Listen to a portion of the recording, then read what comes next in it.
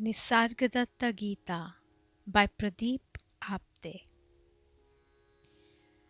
Conviction is the only technique, and the Guru's only initiation is: you are not the body, but only the I am, without words.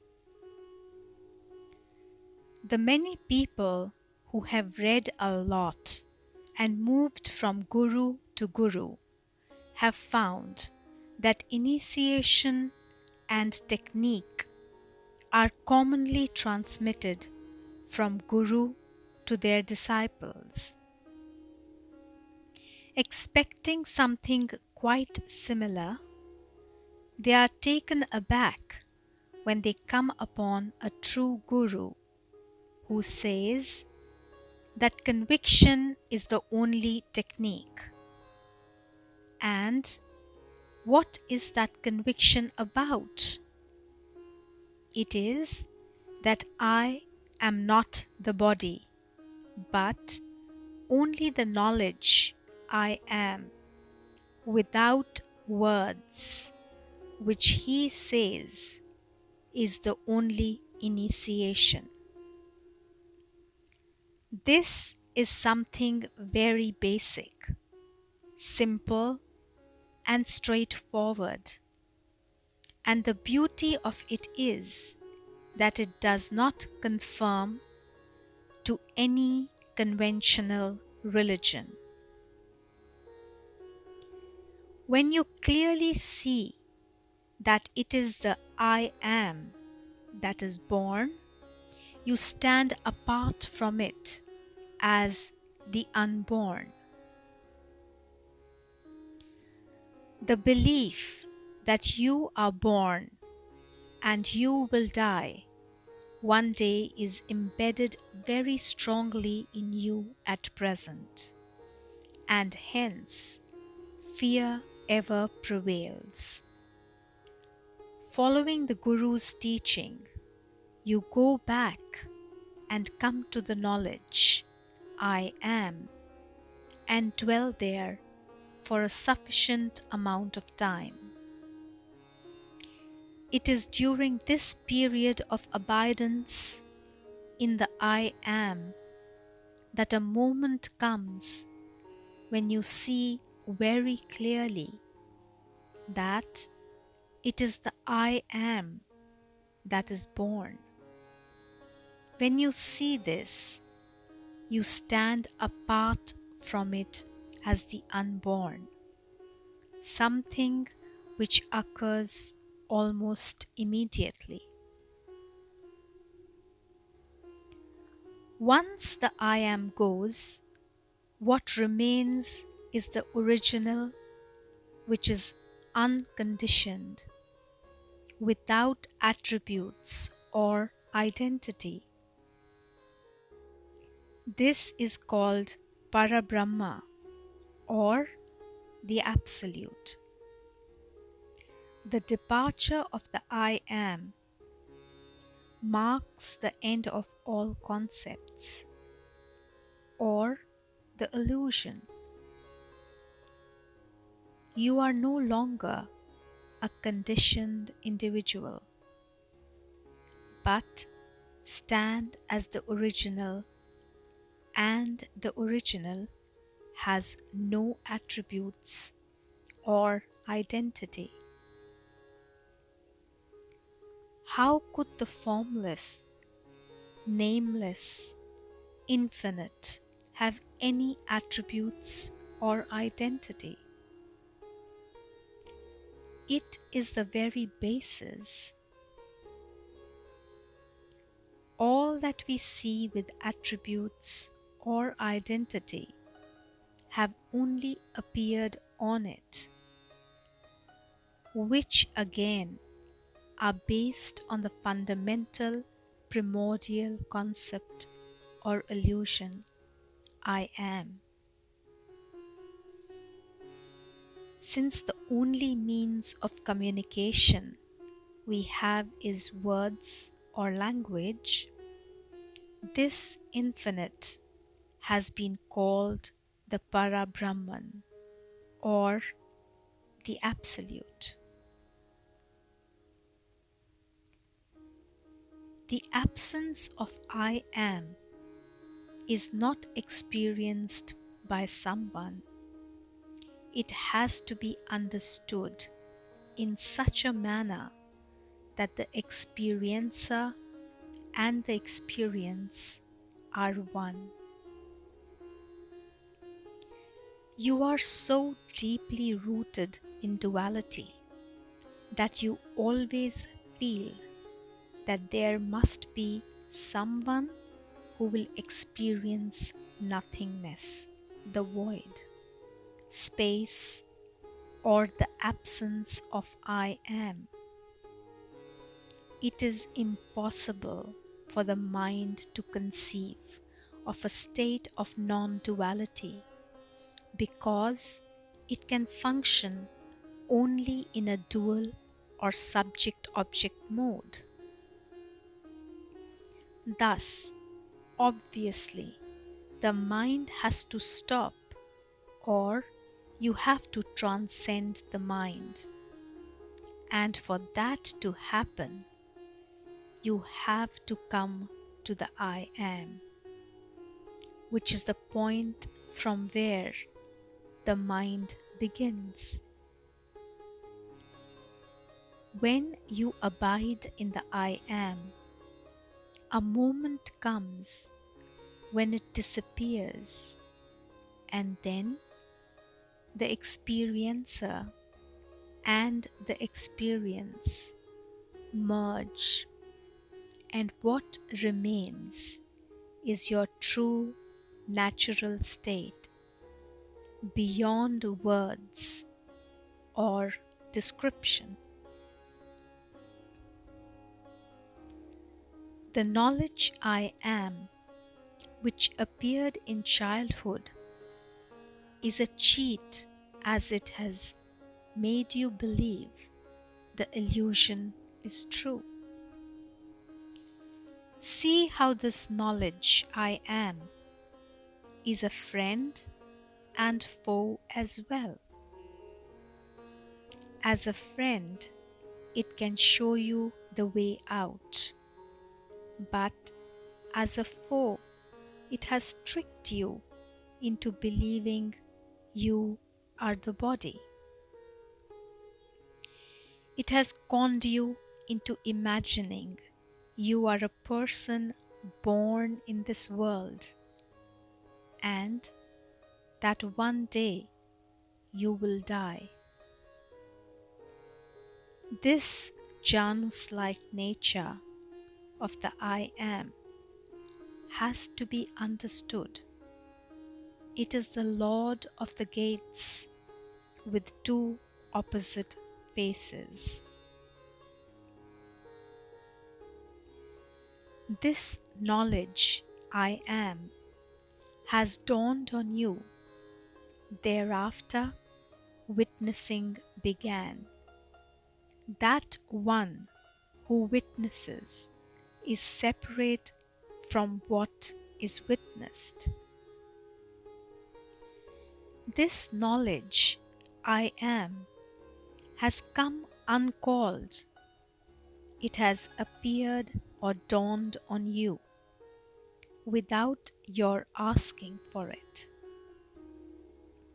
It came very spontaneously and swiftly, and before even you could do anything, the witnessing of space began. The I am and space came together. You saw and felt the body and started identifying the I am with it. In the process of going back, you ponder on the question, who is witnessing? Or on whom did this I am appear?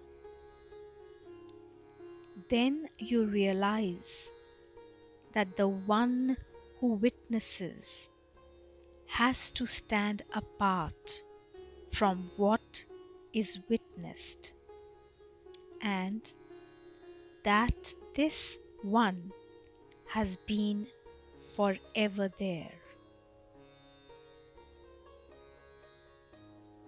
Meditation is this knowledge I am, this consciousness meditating on itself and unfolding its own meaning. When we talk of meditating on the knowledge I am, what is being done? It is the knowledge I am that is meditating on itself. You mustn't meditate on the I am as I am so and so or such and such person. Dissociate the I am from everything else. Come down to its purest level, and then let the wordless I am meditate on itself. When this is done for a sufficiently long time, it will unfold its own meaning. When you meditate on the knowledge I am, which is the beginning of knowledge, how can there be any questions? Do you or do you not always have some question or the other, or some doubt at the back of your mind when you indulge in any activity? Exactly the same happens when you enter the field of spirituality and begin meditation. The biggest question, which usually lingers in the background, is this all going to work, or am I wasting time? But what happens when you meditate on the knowledge I am as prescribed? How can there be any question now? If you have correctly understood the I am, you will see that it is the very beginning of knowledge. The I am in its utmost purity. As a part of the practice, you have to abide in the I am and not move from it. If a question arises, you can rest assured that you have wavered or are no longer abiding in the I am.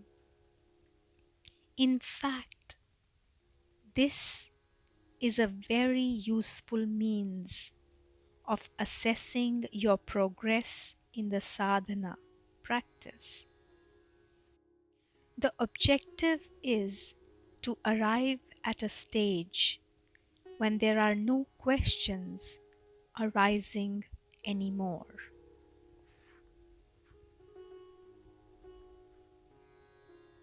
Use name, form, and design only for worldly activities.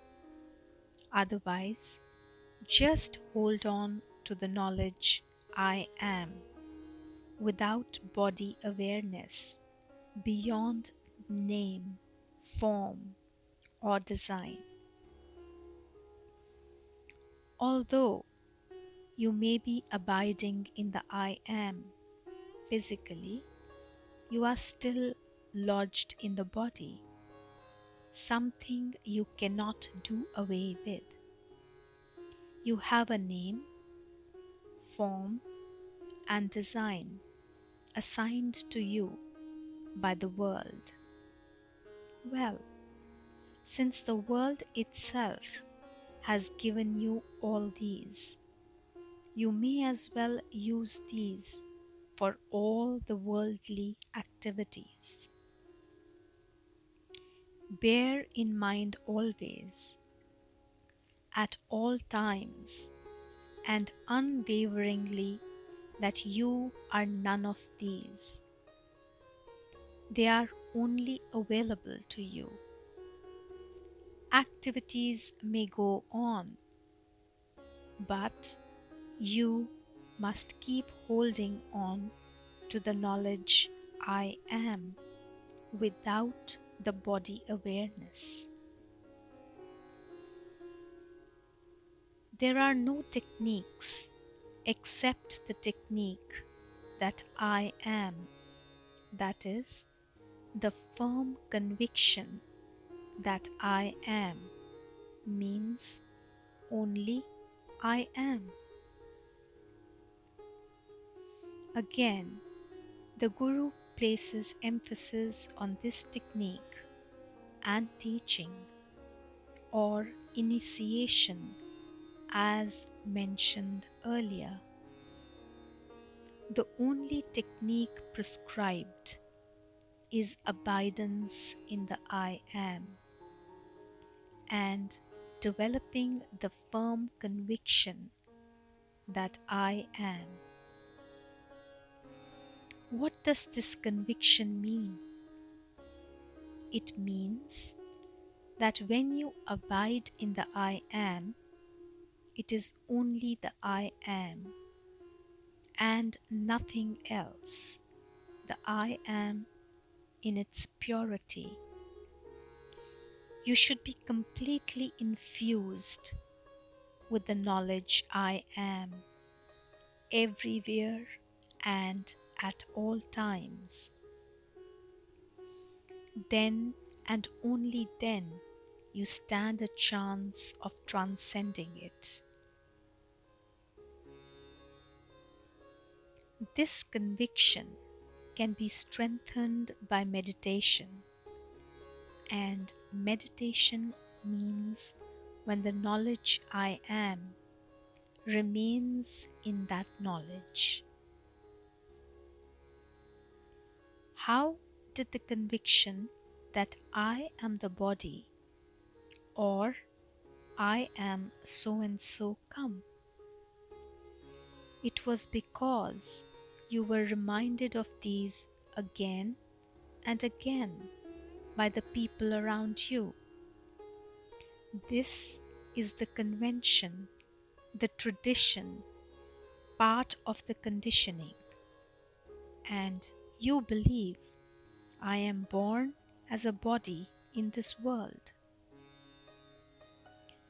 What the Guru is saying is quite contradictory to the conviction you have developed through your conditioning. When the conditioning started, you were raw, and these beliefs have sunk deep into you. So, in order to shake them off, meditation is required. And what is this meditation? It is that once the knowledge I am has been understood, it remains in itself and does not budge from there. The greatest miracle is that you got the news I am. It's self-evident.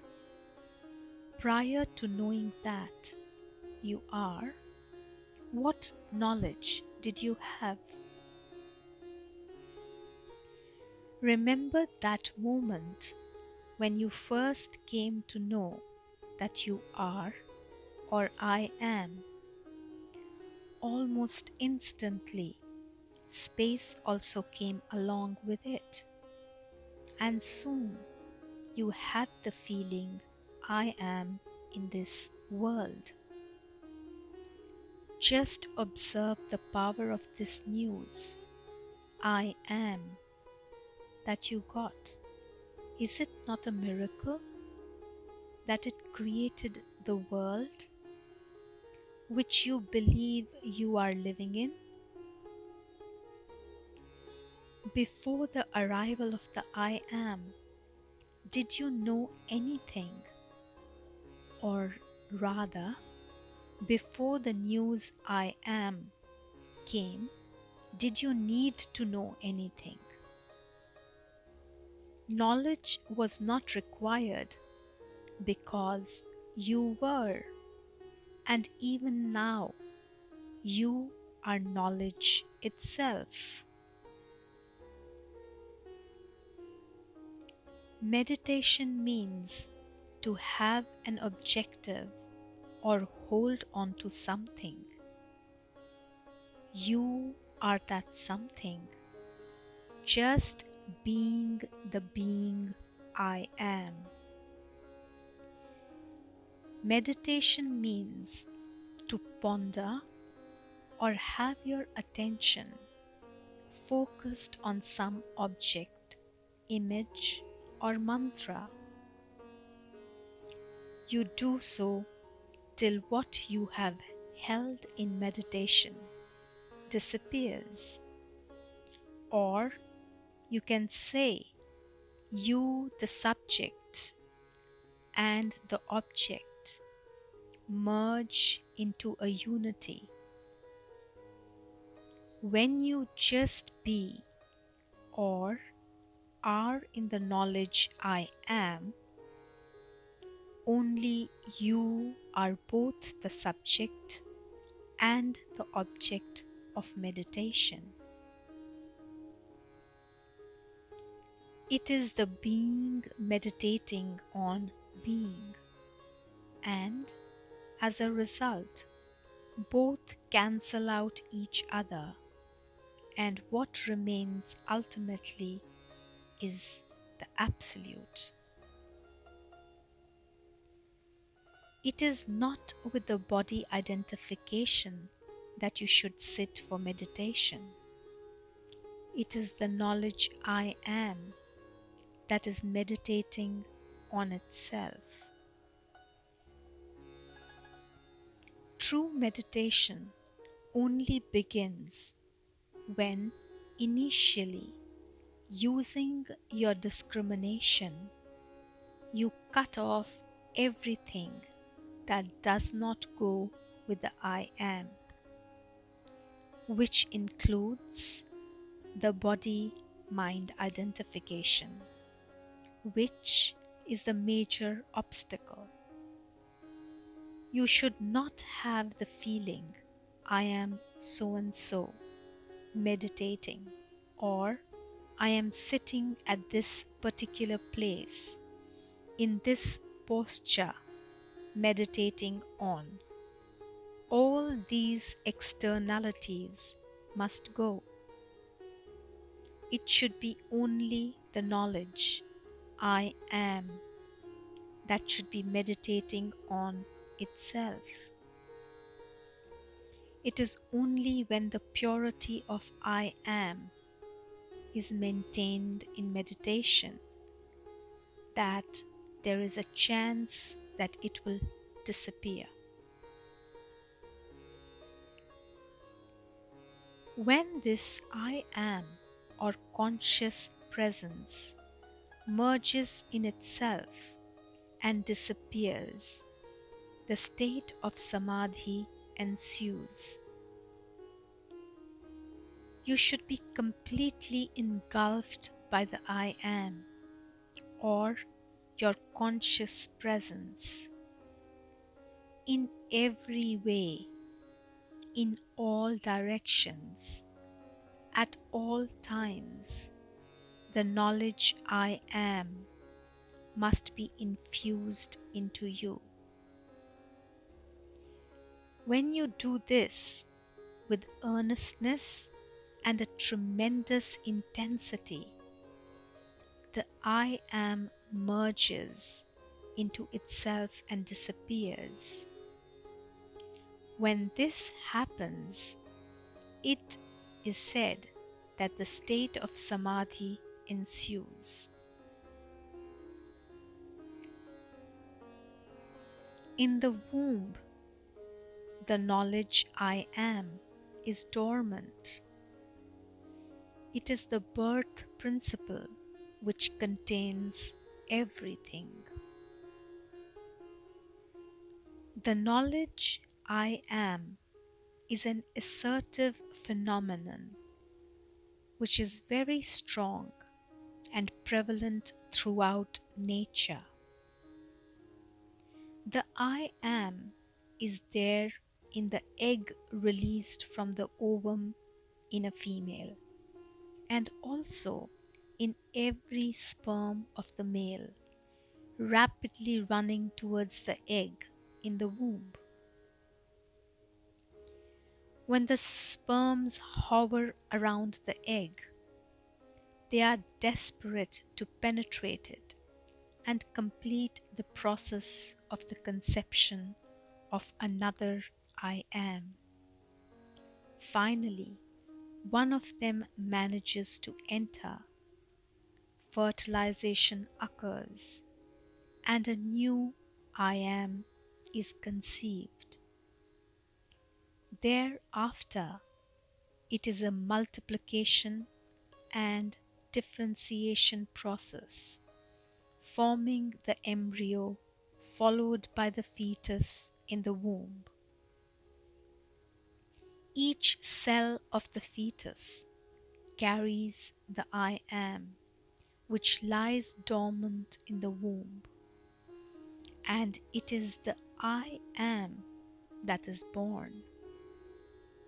The I am contains everything and asserts itself strongly throughout the life of the body that is born, of course, mistakenly believing itself to be the body.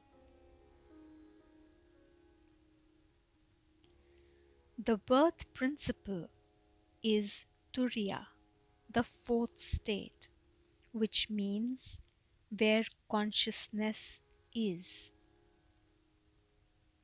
Careful observation of the whole process of reproduction, either sexual or other types prevalent in nature, has shown that it is a strongly self-assertive phenomenon. Every living species wants to propagate and perpetuate, and the self-assertive I am is the birth principle that is integral to the whole process. Since the birth principle was difficult to define or classify, it was simply called Turya by the ancient thinkers. The word Turya means the fourth, that is, the fourth state of consciousness that lies at the very base of the other three, which are waking, dream, and deep sleep. It also means where the consciousness is. The experience that I am or you exist is Turya. One who knows Turya is Turyatita, beyond the fourth state, which is my state. The Turya is absolutely fundamental to your being, and usually you are not aware of that state due to your cycling through the other three states, which you are well aware of. The Turya is the I am in its pure, wordless form, and the one who understands and transcends it is called Turyatita, the one beyond the fourth state, which is the state of the Guru.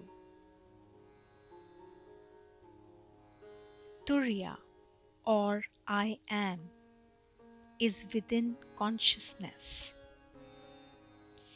which is the product of five elements. Being beyond the Turya, the Guru knows it very well and says that the Turya, or the I am, is the birth principle and is within the consciousness. And what is this consciousness, or the I am? It is a product of the five elements that make up the body.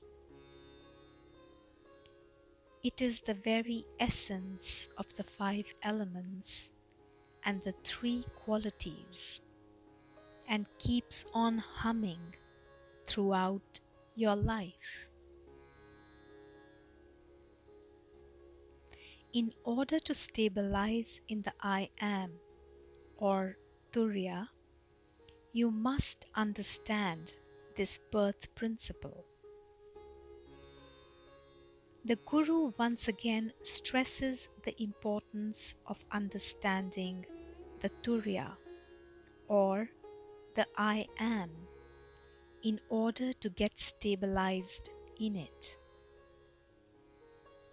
For this, you will have to repeatedly go back to that moment when the I am first appeared on you. The Turya, which lay dormant from the day of your conception, suddenly or spontaneously popped up, and you came to know that you are. This wordless state of Turya prevailed for some time, wherein you only knew that I am and I am not. Gradually, as a process of your conditioning, the I am soon identified itself with the body, and you became an individual, Mr. or Ms. so and so, living in the world.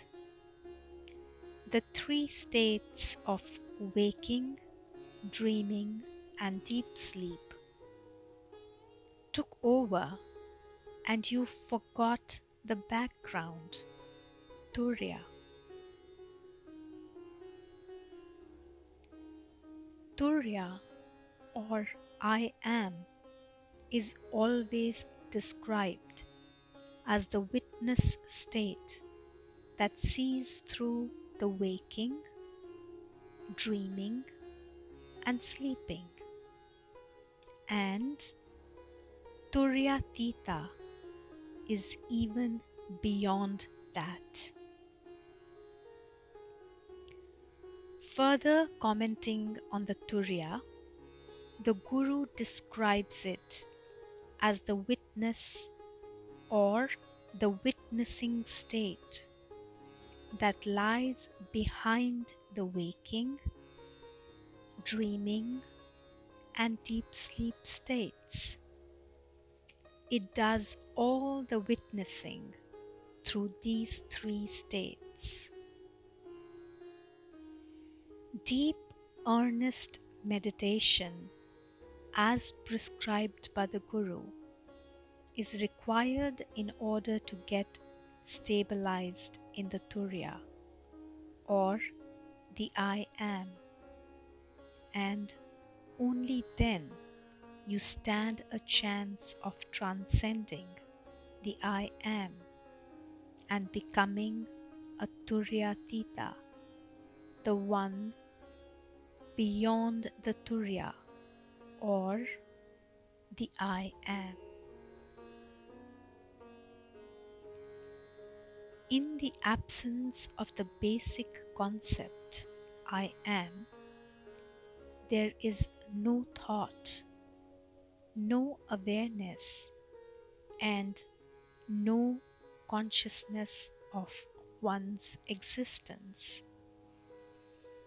Understanding the importance of the basic concept I am comes by constantly pondering on it.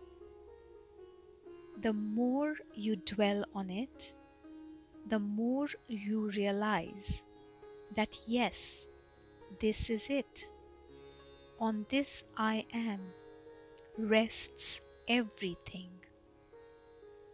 All the thoughts that prevail, all the actions that you perform, the very awareness of your being, your existence, the I am having gone, all these go, like in the state of deep sleep or that period before the I am arose.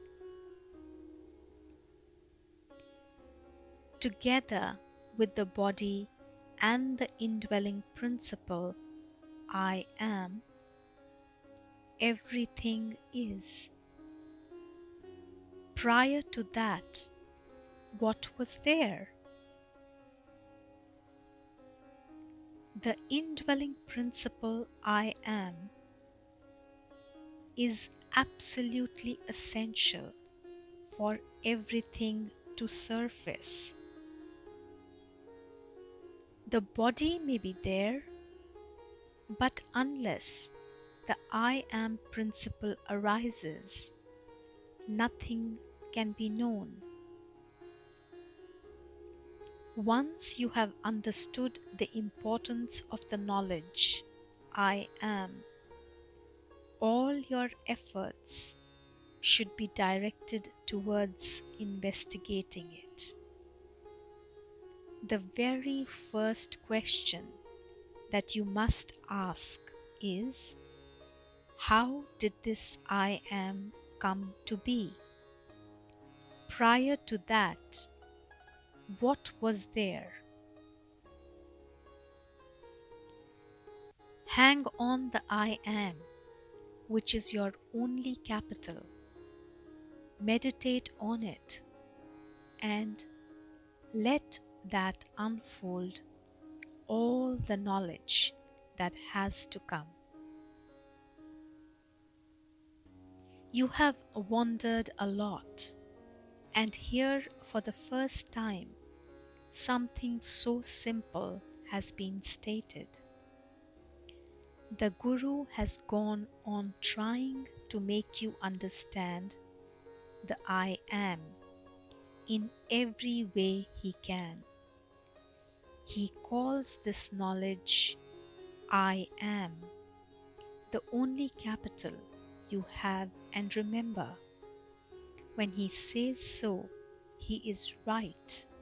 You really do not have anything else after all the wandering you have done.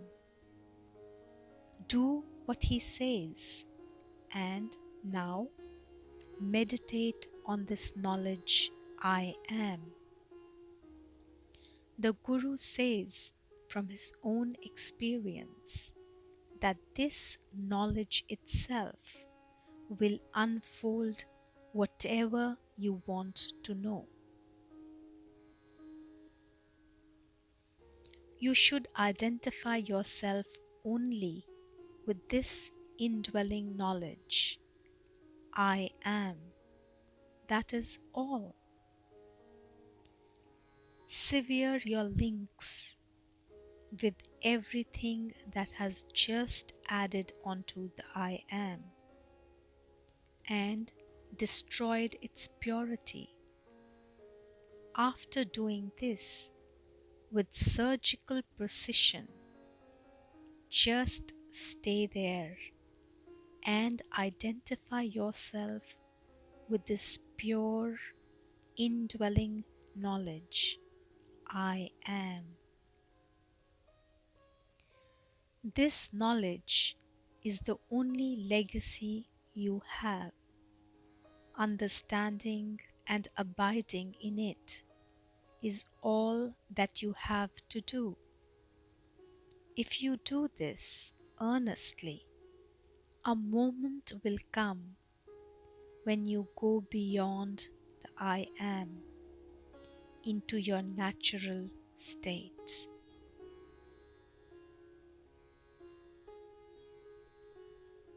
Sit in meditation by identifying with the I am.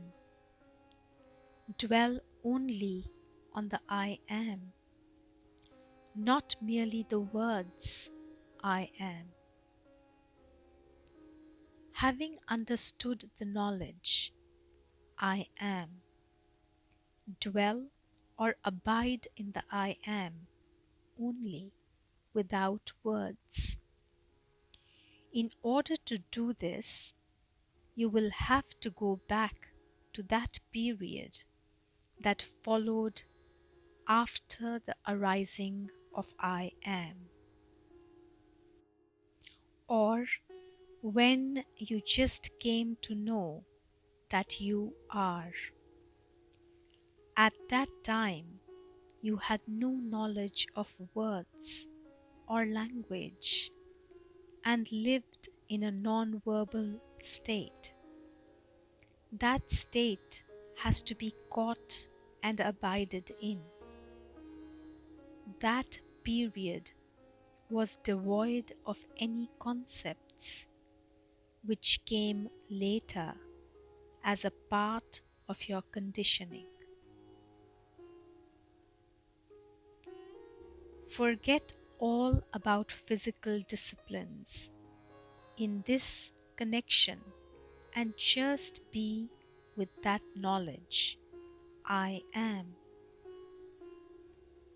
A large number of physical disciplines have been prescribed by many, and in the end, you have to select the one which you find suitable. But here, the Guru tells us to forget all physical disciplines. He is saying something that is altogether different. The Guru wants us to understand our sense of being in its utmost purity and then just be with it. Understanding the knowledge I am is important, and so is abidance in it. Together they form the sadhana, practice. Do you require any special effort to know that you are? The I am, without words, itself is God. If you have understood the knowledge, I am, where is the question doing anything? No wonder the Guru rules out all physical disciplines. See the beauty of it, to know that you are, or I am. Do you need a special effort? It is something so well ingrained in you that you don't even notice it. The Guru now tells you to draw your attention towards or focus on this sense of feeling, of being. or I am, and then see what happens. This indwelling knowledge, I am, without words, is the God in you. You must fulfill the vow that I am not the body, but the indwelling principle I am only. In order to understand the true import of whatever has been said so far, you must have the certitude that I am not the body, but the knowledge I am only. In order to have this certitude, you have to meditate on the knowledge I am for a reasonable amount of time, doing away with the awareness of the body and getting completely engulfed by the knowledge I am is the first and the last thing to be done, the only vow to be fulfilled. You can say it is the practice of being in the Turya, or the fourth state, at all times. Once you become the I am, it will reveal all the knowledge, and you need not go to anybody for guidance. The whole approach of the Guru towards anybody who comes to him is, firstly, to make him understand what the I am is, and secondly, to tell him to abide in the I am till he becomes the I am. That is all that he does. The Guru's job is done. The rest is up to the seeker. His success totally depends on how correctly he has understood the I am, and whether he is doing any sadhana practice or not. The Guru will, of course, leave no stone unturned in imparting the teaching, providing he finds an honest and sincere seeker before him.